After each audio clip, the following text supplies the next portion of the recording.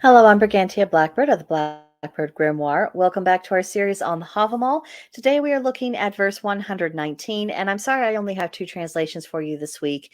The various translations I consulted, there were disagreements as to the ordering of verses, and it was all very fudgy. So this is what we've got to work with this week. The first translation reads, I counsel thee, stray singer, accept my counsels. They will be thy boon if thou obey'st them. They will work thy weal if thou winst them. In sweet converse call the righteous to thy side. Learn a healing song while thou livest. Olive Bray. And our other translation from sacredtext.com reads, I read thee, Laudfinier, and hear thou my reed. Profit thou hast if thou hearest, great thy gain if thou learnst. A good man find to hold in friendship and to give heed to his healing charms. So, conversation, the exchange of words instead of an exchange of fists, really is a building block of civilization. We come to know each other through talk and then through shared experiences, and it all builds up. But that process cannot happen if we spend more time ending conversations rather than starting them. And I do tend to see that over and over again. And it's not just on social media.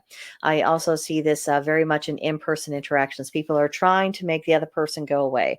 Their goal is not to really converse with someone else. It's just to bring it to a close as quickly as possible so they don't have to deal with another human.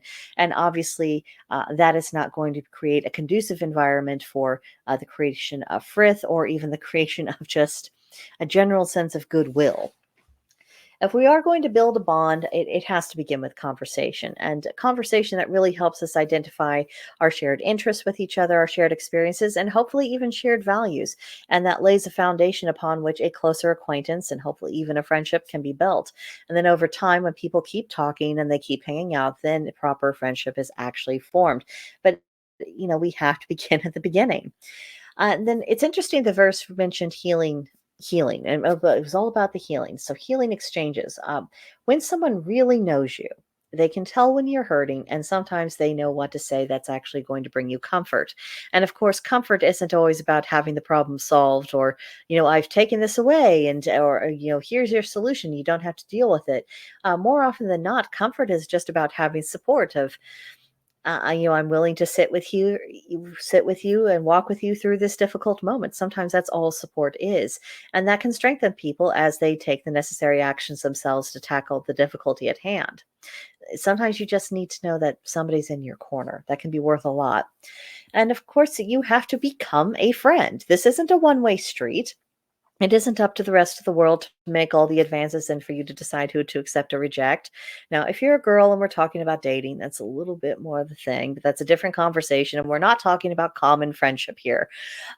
That's a different mode. If we do want to have good friends, and I hope we do, we need to have an idea of what being a good friend actually consists of. And that means not only do we need to reciprocate, we need to take the initiative more often than not. Friendship begins with talk, but it culminates in action. And having a spectator approach to relationships, that really doesn't work. So just be there for those you care about. Be open to being there for people. Sometimes, I mean, it doesn't necessarily, every time you give someone the time of the day, that doesn't necessarily mean, oh, you're going to be best buds from here on out. But it can create good feeling, and you don't know how valuable that might be. And that's really what I have for you on this verse. Let me know if you have any other insights about it in the comments below. I'd like to hear your thoughts. Or you could email me at brigantiablackbird@protonmail.com, and we could have a more extended discussion about it there. But let me know. In the meantime, we will be going on to verse 120. And also, I've come to a decision for later in the year. As many of you know, the Wicca 303 classes, they will be concluding at the end of August.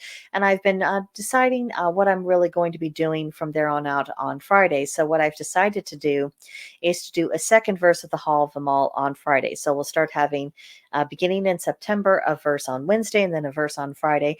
And my hope is that we'll get through the rest of the Havamal through to the end of this year, because I have plans for 2025. Yes, in April, I'm already thinking about what I'm going to be doing in 2025. Welcome to content creation on YouTube.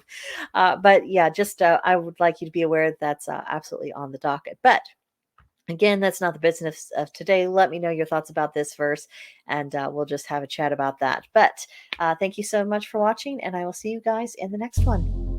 Bye.